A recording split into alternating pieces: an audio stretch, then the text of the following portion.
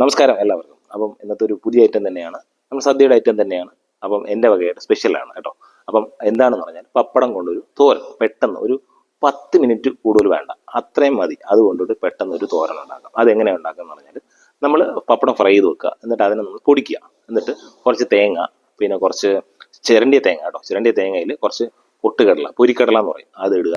പിന്നെ മഞ്ഞപ്പൊടി, ജീരകപ്പൊടി, പിന്നെ ചില്ലി പൗഡർ ഇട്ട് അതിനെ ഒന്ന് മിക്സിയിലിട്ടൊന്ന് ക്രഷ് ചെയ്യുക, ഈ മസാല ഇട്ടിട്ട്. എന്നിട്ട് ഈ ക്രഷ് ചെയ്ത നമ്മുടെ ചമ്മന്തി പരുവത്തിൽ ക്രഷ് ചെയ്ത സാധനം ഈ പൊടിച്ച നമ്മുടെ പപ്പടത്തിനകത്തിട്ട് അതൊന്ന് ഞെകിടുക, നല്ലോണം മിക്സ് ചെയ്യുക. മിക്സ് ചെയ്യുമ്പോൾ ശക്കലം ഒരു തുള്ളി വെളിച്ചെണ്ണ ഒഴിച്ചിട്ട് ഒന്ന് മിക്സ് ചെയ്യുമ്പോഴത്തേക്കും ഒന്ന് മാറ്റി വയ്ക്കുക. എന്നിട്ട് മാറ്റി വെച്ചതിന് ശേഷം ഒരു ചട്ടിയിൽ നമ്മുടെ വെളിച്ചെണ്ണ ഇടുക, കടുക് ഇടുക, ഉണക്കമുളക് ഇടുക, കരിവേപ്പില ഇടുക, സവാള ഇടുക. 2 മിനിറ്റോളം ഒന്ന് സോട്ട് ചെയ്യുക, ചില പച്ചമണം മാറാൻ വേണ്ടിയിട്ട്.